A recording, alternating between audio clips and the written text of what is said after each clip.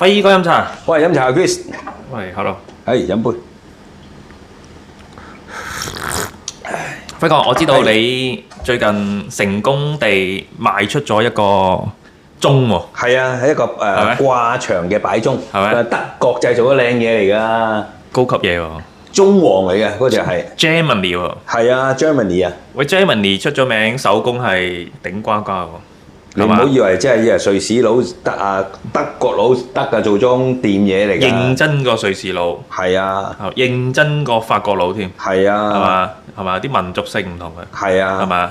靚啊嘛嗰隻，靚鐘係佢而家你鐘廠啊係唔係喺瑞士喎，喺德國慕尼黑，喎，係啊。哇！我都未去過添，仲有呢個黑森林啊，都係有鐘嘅。咁勁，黑森林嗰隻咧，我哋以前細個成日見到有一啲叫做係 Google Clock 啊，即係係木鳥鐘嗰隻。咁係佢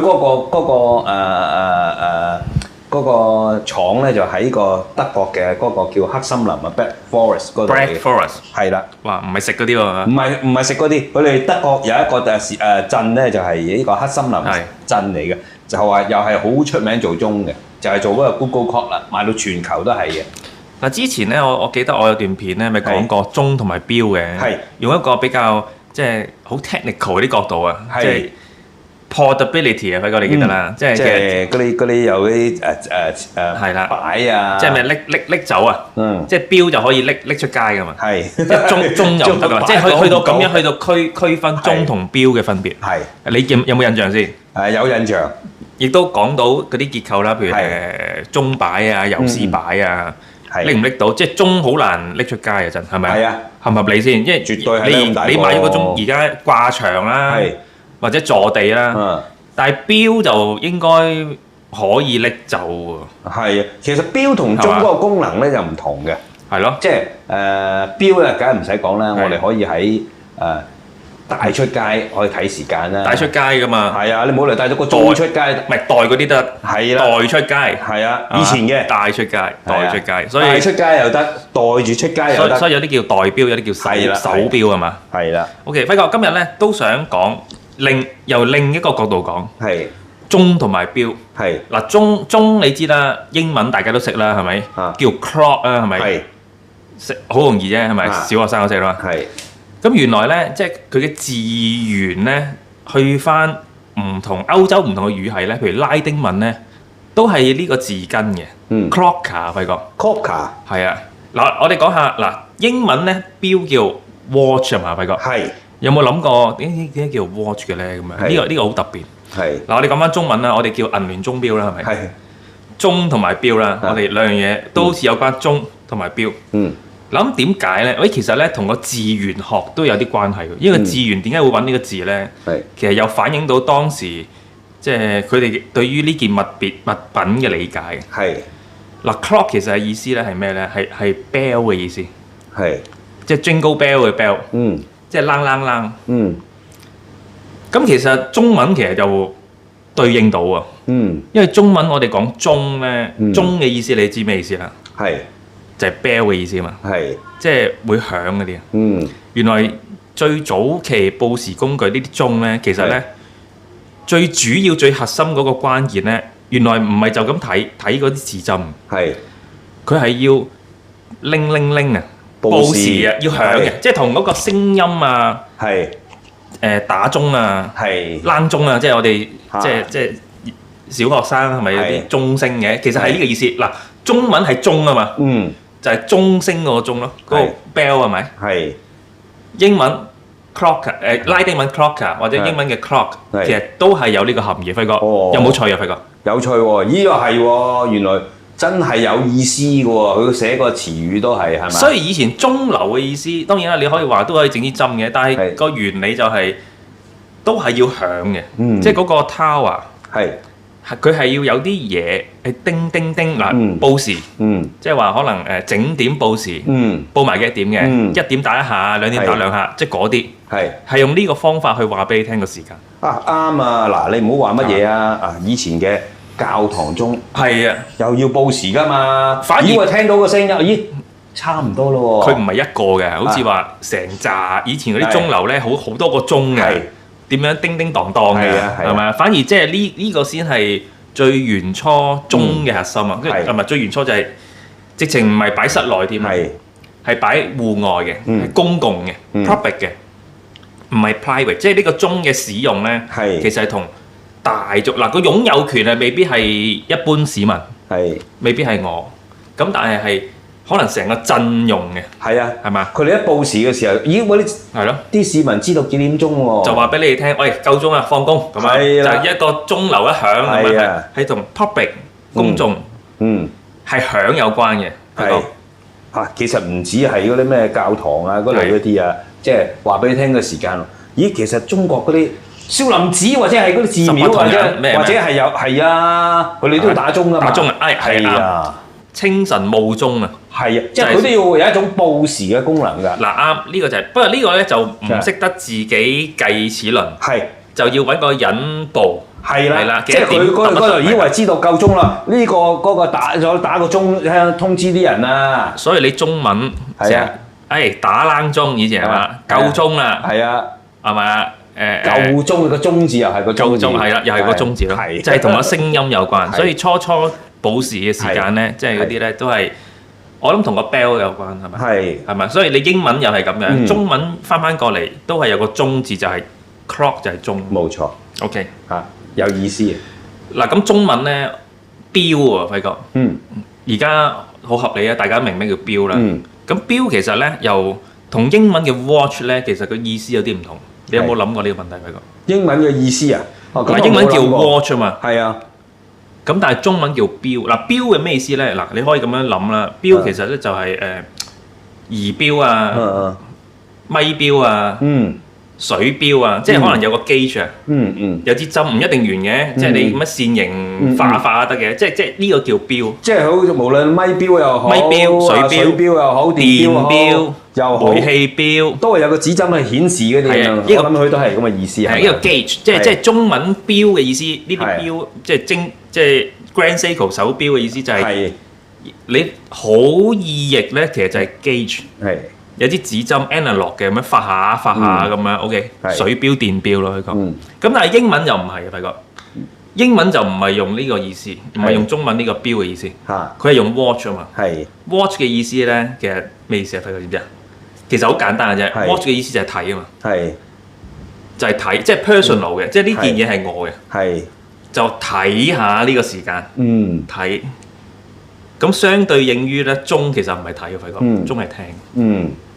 所以錶嘅意思，佢哋 watch 演繹，以為其實佢都有道理喎，睇啊嘛，係咪啊？唔係聽嘅，嗱，鐘係聽嘅，佢響1點我知啦，食飯係咪？係啊，係 clock，有聲音嘅。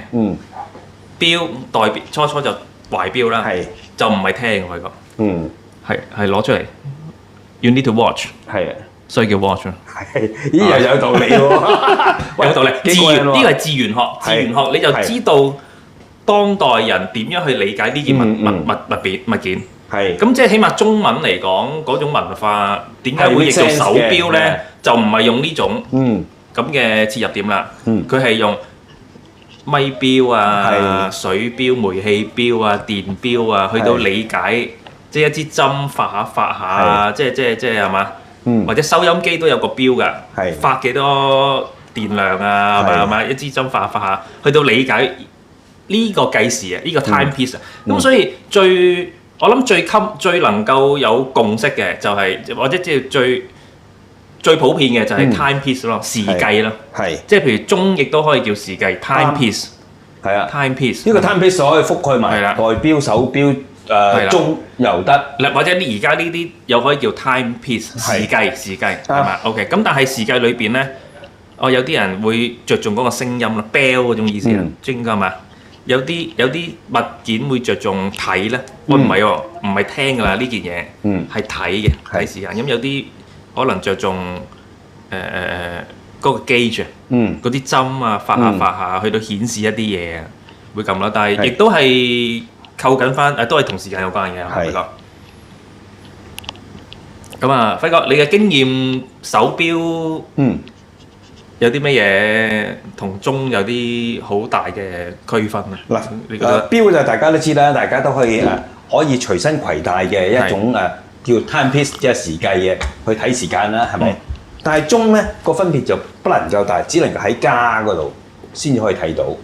咁我諗咧就，但係鐘個功能咧，除咗睇時間之外咧，佢其實都可以當作一件家私，係又或者係一件精品，裝飾品啊嗰啲咁樣嘅，可以點綴一下無論喺你屋企又好啊，或者你係office 啊，或者係教堂都，其實教堂都可以擺個鐘喺度，或者有啲公眾嘅地方都可以擺喺度俾人哋睇都得嘅，亦都係一件飾物啊，做一個點綴咁樣咯，即係等個地方冇咁悶啊，係嘛？即係鐘可以做大啲，同埋佢個功能，我覺得鐘個功能可能係大過手錶，大到咧就係唔係一件隨身物品，嗱，因為隨唔隨身物品其實都唔係話好主觀嘅喎，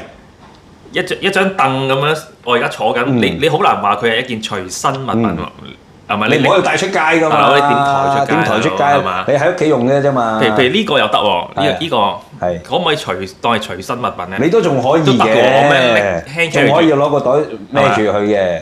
咁即係有啲分別啦。咁即係係嘛？咁有啲嘢可以擺喺度，都唔係點怕人偷嘅。你偷都要揾人抬嘅可能。咁鐘真係唔係好怕喎。係啦。咁就同埋阿 Chris 你問我錶咧，驚人攞咗佢。錶咧個功能咧，我先講錶先。嗱，咁除咗可以攜帶出嚟嘅去睇嘅 timepiece 睇時間之外咧，咦？因為佢有品牌啊嘛，有設計啊嘛，哇！咁你即係可以當係一件時裝，我隨時帶出街。accessory 冇錯啦。嗱，即係話輝哥嘅觀點咧，就係錶咧有一種 accessory 嘅功能。即係無論係咁樣啦，或者袋喺度啦，或者以前有啲咧係掛喺頸。係啦，掛喺頸。係啊，頸鏈錶。係啊，即係佢可以當係一件，佢等於好似我哋着衫嘅手袋又好，我哋都係一件 accessory 可以配襯嘅。配襯啲衫褲鞋襪都得嘅，襯衫係啊，仲有品牌喎，哇！喺等品牌可以俾到你個 dream 喎。咁鐘咧就冇 accessory 嗰種特性啦。但係鐘咧有一個特性，但係有另一種特性係咪？你講緊係嘛？冇錯，就係咩 furniture 嘅特性，即係家居啊、裝置品啊，係嘅特性。仲有一樣嘢 ，OK， 就係有個家嘅感覺。有家嘅感覺，我哋成日都講，你成日都講有個家嘅感覺嘅，輝哥。鐘真係喎，你留意下。你屋企會唔會冇個鐘啊？好多個添。係咯，嗱，唔好講話要大鐘細鐘。嗱，我諗而家我問翻觀眾都好啊，你屋企有冇鐘？係。我諗佢絕大部分都唔會講話冇嘅。係有嘅。係。咁即係其實都係有個家嘅感覺啦。無鐘不成家，我諗呢句説話應該冇人會 challenge我。咁啊，第二個呢樣嘢咧就係鐘咧，我點頭先講話。佢係個功能係實用過錶嘅，即係佢最勤力嘅。因為佢 24 hour on time 嘅，即係隨時工作嘅。咁你錶你可能你屋企有好多隻錶喎，即係擺低唔喐佢，可能今日戴呢隻錶，可能你隔咗成年都未戴過去喎，咦？得閒攞翻嚟戴。但係個鐘咧個功能就係，你個功能就係喺屋企同我點綴一下我嘅生活啊。係一件家私，係一件精品，隨時我望你就可以睇到㗎啦。你冇得偷懶，你一定要喺度。咁有一種即係叫做你會只要你翻屋企，佢就已經可以做到佢 on duty 嘅。嗱，我諗到樣嘢就係咧，即係唔係個個人啦，唔係必然啦，當然，但係大部分人咧，如果買得個鐘咧，通常層樓都係買咗㗎啦，業主嚟㗎啦，租樓好難。唔係，因為點解咧？你如果租樓咧，你又好大唔傾向買鐘嘅，因為你係講緊嗰啲大掛嗰啲牆嗰啲鐘啊嘛，係咪？掛又好，係啦，掛牆啊，或者係坐地嗰啲啦，都唔即係唔係嗰啲咁細個嗰啲啦，細個容易劈走啦，咁樣你掛牆嗰啲咧都以為係業主你轉牆啊嘛，人哋嗰啲要掛喺度。一來你要同業主傾啦，轉唔轉得牆；二來咧，你如果真係即係住2-3年，即係完埋生約走咧，想走咧，都係冇咁容易啦。你可能又要另外搞過，另外搬可能有啲麻煩啦。係啊，係咪啊？通常買斷咗，業主就可能好大機會係即係置翻個鐘，係咪啊？即係有一種stationary， 即係 stay 喺度啦，即係起碼可見嘅將來。10年、20年、30年、40年都可以喺呢個單位入邊，或者呢間屋入邊係咪？會有咁嘅感覺咯，係咪？即係好似 stable 啲嘅，即係鐘係 stable啲嘅，因為真係唔係容易喐。喂，賊佬入到屋都唔會攞個鐘嘅，唔好玩啦，點抬走啊？攞下啲錶嗰個啦，係咪？睇有冇錶先，睇有冇唔係真係抬金錶先係嘛？唔係佢識得係名牌都唔會攞嘅。係啊，係咪？翻到又要再安過，揾邊個嚟安咧？又係。係啦，搬下爛添。係啊。係咪？你唔識拆嘅話，拆唔到嘅。OK，就係咁咯。咁啊，鐘同埋錶係有呢種分別嘅，啱嘅一種。係咪啊 ？OK，即係 OK。今日講到呢度先，就講呢度好嘛？係啦，好多謝大家，拜拜。